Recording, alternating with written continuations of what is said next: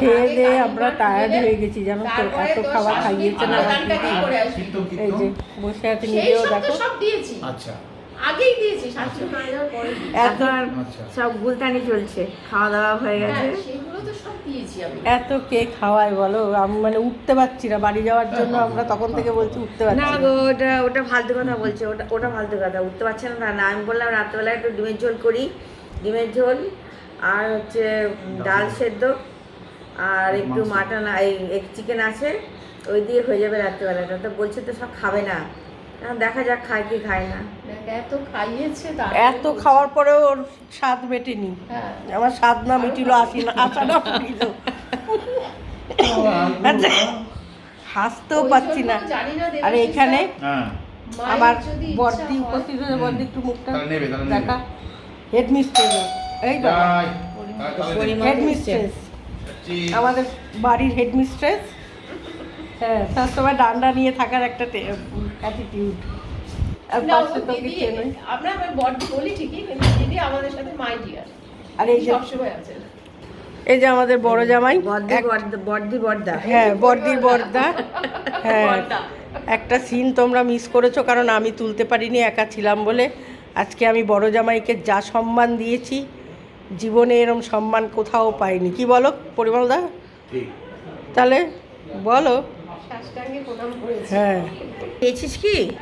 চারানা পয়সাও তো দেয়নি। কি বললি? ষষ্ঠাঙ্গে প্রণাম করে কিছু পেয়েছিস? চারানাও তো দেয়নি। পকেট থেকে চারানা যদি ঝরতো তাও জানতাম যে চারানা। আরে পয়সা ছাড়া আজকাল কিছু নাই দুনিয়াতে। পৃথিবীতে যা হবে পয়সা, পয়সা ছাড়া কিছু হবে না। অন্তত পক্ষে কিছু না হোক চারানা দিলেও বুঝতাম যে চারানা দিয়েছে। ষষ্ঠাঙ্গে প্রণাম করে চারানাও পাইনি। ওরা গল্প করছি আর শুধু আশীর্বাদে কিছু হয় না, আশীর্বাদের সঙ্গে কিছু দরকার।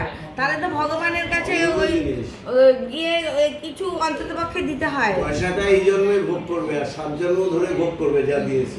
বাবা, 7 জন্ম ধরে? 7 জন্ম, এক জন্ম না। এক জন্মে তো চারানা পাওয়া গেল না, 7 জন্মে এখন মানে ইয়ে করে আশা করে বসে থাকি ভাব কবে পাওয়া যাবে। 7 জন্মে মনে থাকবে আমার যে কি পরিমলদার আশীর্বাদে আমি এটা পেলাম। তাহলে হ্যাঁ, এই ধরনের কথাবার্তা। এই যে বাবা, কি দেখো ওর মুখ চোখের আব্বাব দেখো, মানে এক্ষুনি পারলে মেরে দেবে।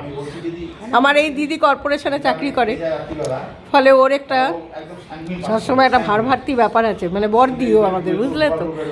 আর ওর সঙ্গে আমার আর ছোটদির সঙ্গে বোধহয় না, ছোটদির সঙ্গে আমার সঙ্গে এই ফ্ল্যাটে এই বাড়িতে প্রথম এসেছিস, গৃহপ্রবেশের সময় আসিসনি না। আমাদের যে মুখের গড়নটা মোটামুটি একই রকম।